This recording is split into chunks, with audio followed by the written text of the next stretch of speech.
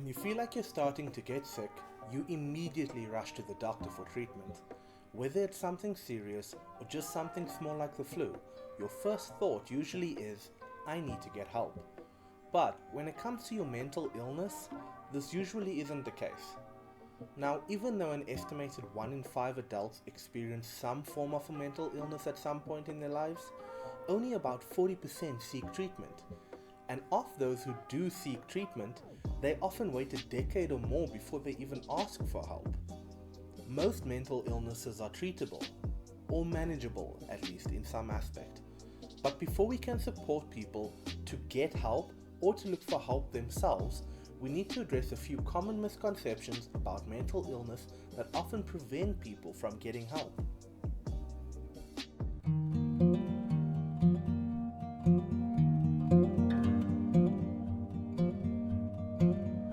Mental illness is still misunderstood.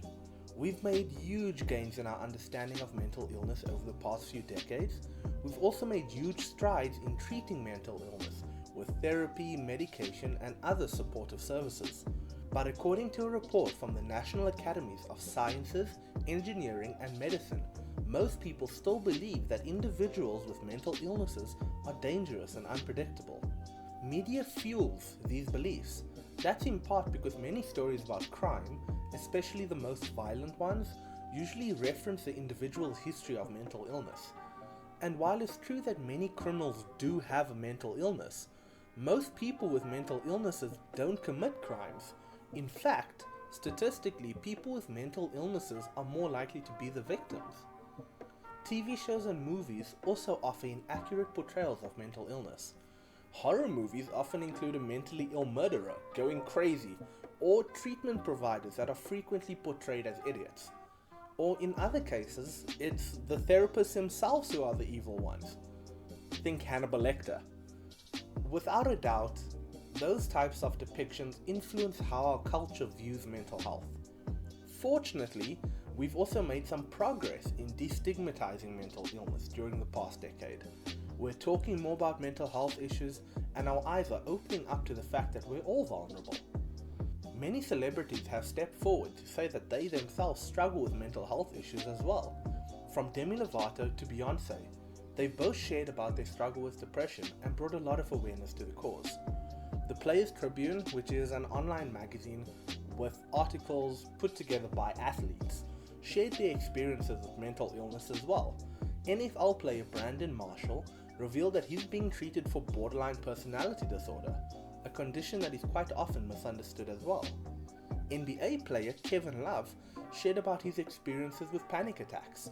He reluctantly began attending therapy, but he admits that it's been helpful. He makes it clear that none of us are indestructible by saying, everyone is going through something. In addition to celebrities and sports figures both stepping forward, we're also starting to talk more about mental health in general.